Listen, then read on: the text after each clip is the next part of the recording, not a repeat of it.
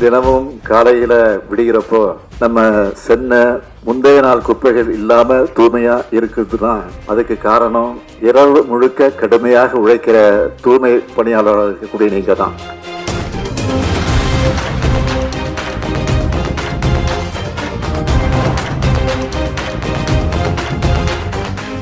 அப்படிப்பட்ட உங்களுக்கு உணவு வழங்கும் இந்த முதலமைச்சரின் உணவு திட்டத்தை தொடங்கி வச்சதுல நான் உள்ளபடியே பெருமை அடைகிறேன்.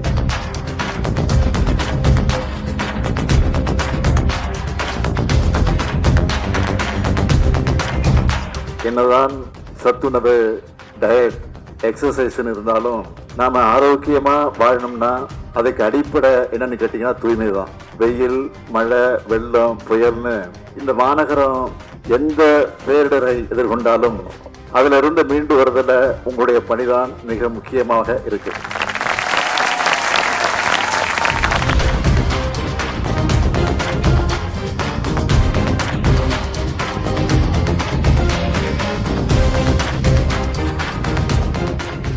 பெருநகர சென்னை மாநகராட்சியோட 200 வார்டுகளையும் தூய்மை பணியாளர்களுக்காக பிரத்யேகமாக 300 சதுரடி அளவில் உடை மாற்றும் அறை, கழிப்பறை உள்ளிட்ட வசதிகளோடு ஓய்வறைகள் கட்டப்பட்டு அது பயன்பாட்டுக்கு கொண்டு வரப்படும்.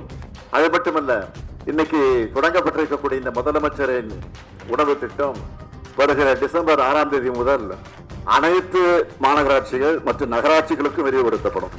நான் ஏற்கனவே சொன்ன மாதிரி உங்களுடைய மற்ற கோரிக்கைகள் படிப்படியாக நிச்சயம் நிறைவேற்றி தரப்படும். என்னை பொறுத்த வரைக்கும் வெளி மாநிலங்கள் இருந்தும் வெளிநாடுகள் இருந்தும் வர்றவங்களுக்கு சென்னை தான் இந்தியாவிலேயே கிளீன் சிட்டி. தமிழ்நாடு தான் கிளீன் சிட்டின்னு சொல்லணும். அதுக்கு நீங்க எல்லாரும் துணை நிற்கணும். அதே போல நான் உங்களுக்கு சொல்றேன், நீங்க செய்யறதும் வேலை இல்லை, அது சேவை. சென்னையில நைட் டிராவல் பண்றவங்களுக்கு தான் தெரியும். பகலெல்லாம் பிஸியா இருக்கிற இந்த சிட்டியில ஊரே அடங்கின பிறகு ஓய்வில்லாம உழைக்கிறவங்க நீங்க தான். உங்களோட அர்ப்பணிப்பு மிக்க சேவை உணவை பார்த்து நான் மட்டுமில்ல, இந்த மாநகரமே நன்றி உணர்ச்சியோடு உங்களை வணங்குது. ஒட்டுமொத்த சென்னை சார்பா உங்களுக்கெல்லாம் என்னுடைய இதயபூர்வமான நன்றியை நான் தெரிவிச்சுக்கிறேன்.